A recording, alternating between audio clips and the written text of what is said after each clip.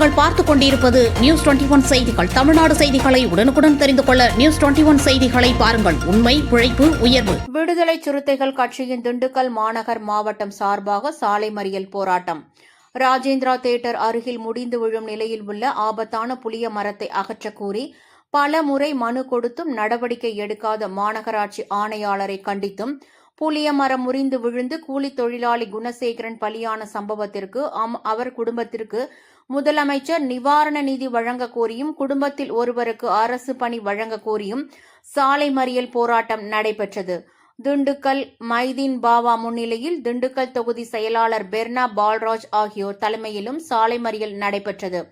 இந்த சாலை மறியலில் நகர செயலாளர் ஆனந்த்ராஜ், நகர துணை செயலாளர் பிரபாகர், நகர பொறுப்பாளர் ராமன், விளையாட்டுத்துறை மாவட்ட அமைப்பாளர் இம்ரான் மற்றும் 50க்கும் மேற்பட்ட விடுதலை சிறுத்தைகள் கட்சி நிர்வாகிகள் சாலை மறியலில் ஈடுபட்டனர். அரசு கொலைதான், அது அரசு கொலை. இது சட்டப்படி இது மாநகராட்சி நிர்வாகத்துக்கு ரிப்போர்ட் கொடுக்க, மனு கொடுக்க,